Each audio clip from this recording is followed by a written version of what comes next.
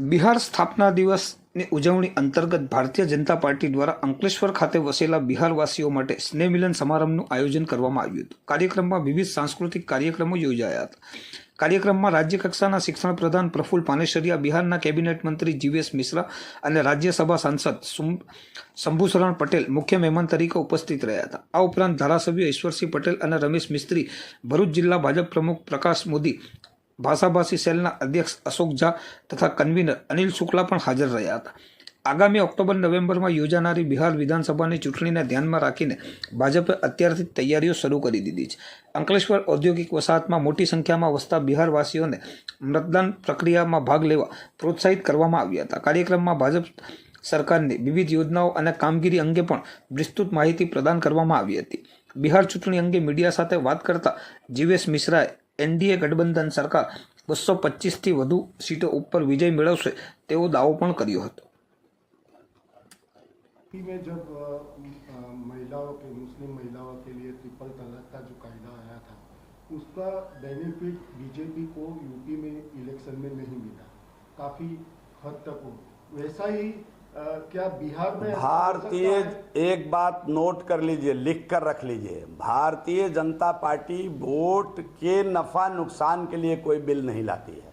हम राष्ट्र हित में बिल बनाते हैं, हम राष्ट्र के लिए नए बिल बनाकर लाते हैं जिसमें देश के 140 करोड़ लोगों का लाभ हो।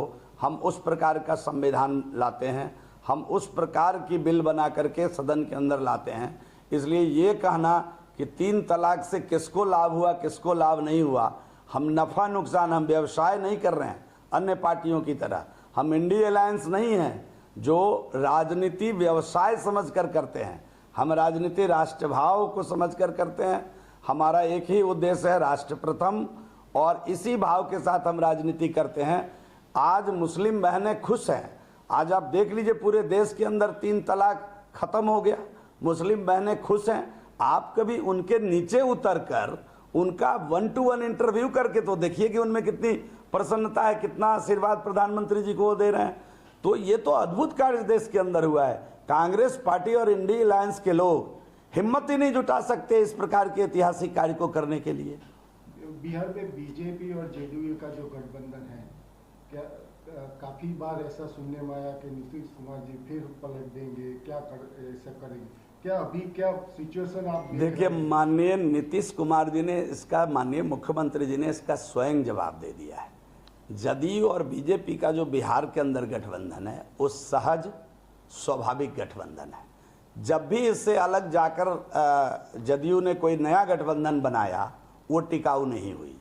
लेकिन हम 96 से एक दूसरे के साथ जुड़े हुए हैं, सरलता के साथ गठबंधन में, सहजता के साथ गठबंधन में है। तो जब भी हम गठबंधन में आते हैं, बिहार का अंतिम व्यक्ति भी इस गठबंधन को सहजता के साथ कबूल करता है।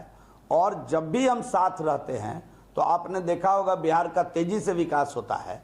तो इसलिए अब सवाल ही नहीं उठता है कि ये गठबंधन कहीं ब्रेक होगा। हम इसी गठबंधन में काम करेंगे और आगामी दिनों में इसी नेतृत्व में हम चुनाव भी लड़ेंगे। इस प्रकार की मंशा साफ। कितनी बैठक आएंगी, कितनी बैठक का अपेक्षा है इस अगले चुनाव में? सीटें मैं बड़ी जिम्मेदारी के साथ आपके चैनल पे कहना चाहता हूं कि आगामी चुनाव में एनडीए गठबंधन बिहार के अंदर 225 सीटें जीत कर आएगी। और मैं जिम्मेदारी के साथ ये भी कहना चाहता हूं कि 2010 में राष्ट्रीय जनता दल का जो हाल बिहार में हुआ था उससे भी बुरा हाल इस बार 2025 में होने वाला है।